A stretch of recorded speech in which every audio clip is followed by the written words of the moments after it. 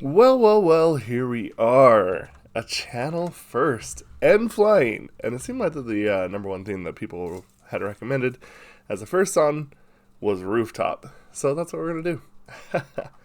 And so, I think obviously that pretty much means it's time to check it out. As a metalhead, I'm very excited for anything when it comes to rock and metal. So let's check it out. 너를 보자며 내 몸을 당겼어 단 한 번의 달빛을 내 눈에 담았어 Every time I look up in the sky yeah. 근데 단 한 개도 없는 star yeah. 이제 두지 않을게 저 달이 외롭지 않게 해줘 너는 별을 보자며 내 손을 끌었어 저녁 너를 잊은 옥상에 걸터와줘 Every time I look up in the sky yeah. 근데 단 한 개도 없는 star yeah. 괜찮아 네가 내 우주도 밝게 빛나줘 yeah. 이런 가사 한마디가 널 위로한다면 난 펜을 잡을게 자극적인 것보다 진심만으로 말할 수 있어 all day 고양이보다는 강아지같이 날 기다렸지 하루 종일 뭐가 그리 슬펐지 이별에선 너가 가장 특별해 너는 그런 거 전혀 몰랐지 You want some more oh. 왜 자꾸만 널 가두려 하는 건지 You want some more oh. Sky is nothing to believe 너는 별을 보자며 내 손을 끌었어 저녁 너를 잊은 옥상에 걸터와줘 Every time I look up in the sky yeah. 근데 단 한 개도 없는 star yeah. 괜찮아 네가 내 우주도 밝게 빛나줘 yeah. 있잖아 난 너가 아주 가끔씩 무겁게 할 때마다 널 위로할 손이 난 없네 yeah. 지금 난 갈 길을 잃은 별날 당기는 힘은 없던 별을 잃은 하늘처럼 거꾸로 다녀 우리가 지난 길이 별자리처럼 나와 너 그 길을 따라서 날 기억해줘 You want some more oh. 왜 자꾸만 널 가두려 하는 건지 You want some more oh. Sky is nothing to believe 너는 별을 보자며 내 손을 끌었어 저녁 너를 잊은 옥상에 걸터와줘 Every time I look up in the sky yeah. 근데 단 한 개도 없는 star yeah. 괜찮아 네가 내 우주도 밝게 빛나줘 Girl I don't know why I'm living Girl I don't know why 처음부터 다시 알려줘 Girl I don't know why I'm living Girl I don't know why Nice. 너는 별을 보자며 내 손을 끌었어 저녁 너를 잊은 옥상에 걸터와줘 Every time I look up in the sky yeah. 근데 단 한 개도 없는 star yeah. 괜찮아 네가 내 우주도 밝게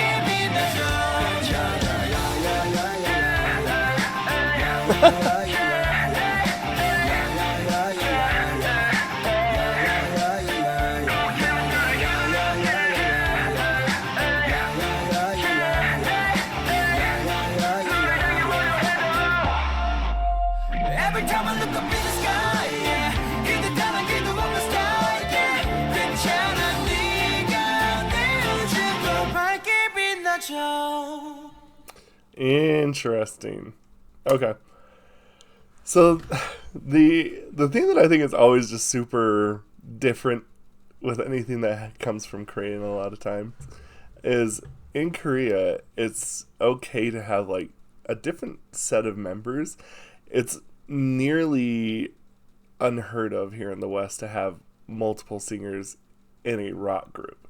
But you know what? Sometimes I wish that they did. Like, I know that there are groups where they have people that sing, like, oh, the guitarist and the bassist sing, but it's like, it's different when it's like two vocalists and the guitarist and the bass and the drummer. You know what I'm saying? So I think that that's something that I'll probably have to just get used to in terms of visuals. But honestly, though, I kind of feel like that with this song, it works because that double layering is nice. And I have to admit, one thing that I thought was super funny is, I don't know if y'all caught this, but their drummer is actually super hilarious. In like every scene that he's doing, he's always just having super like ton of fun.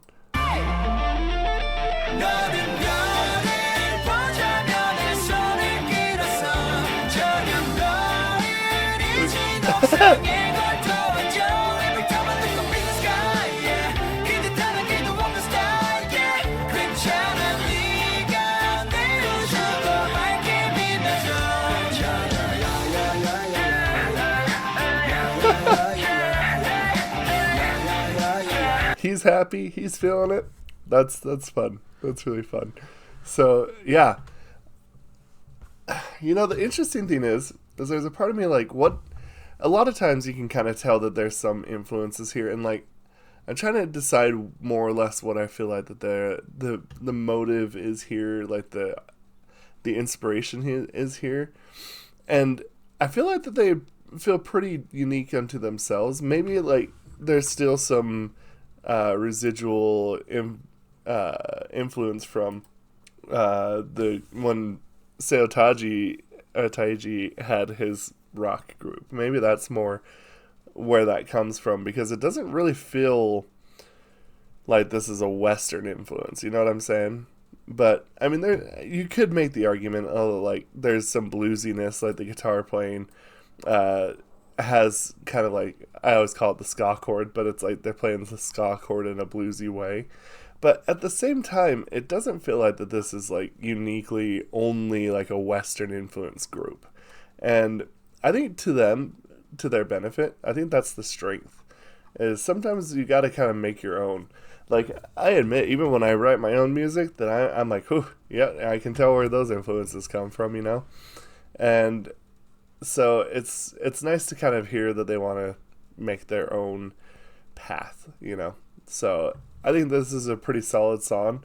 I think there's a lot of fun. One thing that I thought was a little bit interesting is mainly because I'm just kind of someone who's really, really into this, but I kind of thought it was interesting to see the guitarist playing a Telecaster, which is a Fender. And I'm going to assume that maybe this orange bass, or this is probably for the bass. I don't know, I can't quite tell. I can't even see who their bassist is there. But like, this is a Fender, this is orange. That looks like it says Mesa Boogie almost. It's dark, you can't see it. But he's connected to the Fender with his Fender Telecaster.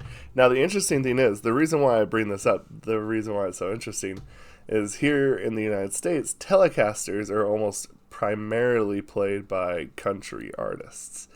So, if you go and look up, a number of artists that play on a Fender Telecaster, you'll pretty much see about 90% of them actually comes from country that plays the Telecaster. Now, the interesting thing is, though, is when you actually look at like some of the more kind of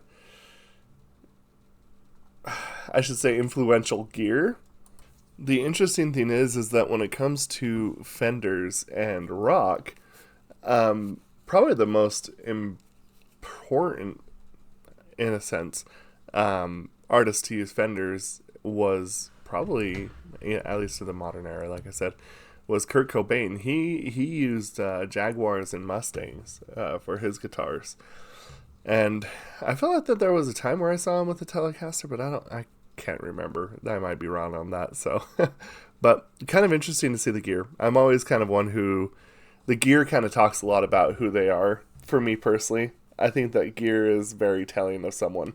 For me personally, I think that the what they choose to play is indicative of kind of who their inspirations are and who they and what they like in terms of tone. So, for example, like a lot of people kind of made fun of the early 2000s like rock and metal scene, but back then I think that they actually probably had the right idea in like terms of gear. They would always play PRS, which is a really, really expensive and really, really cool band or group of guitar company. Really, really cool guitar company, and they have a very, very pronounced sound. And I think whenever you think of some of the most important guitars and like tone, a lot of it comes from Fender. So kind of an interesting choice. And I think it was the last group that we were listening to, they had Jackson. So I pay attention to the gear. I do. But I think that honestly, if I was going to be in a group like this, at least for this song, from what I've heard in this song, Fender is definitely the right choice here. I like that choice. So anyway, let me know what y'all think about this. And if you have any other songs that I should check out from End Flying, please let me know. And we'll see you for the next one. Goodbye.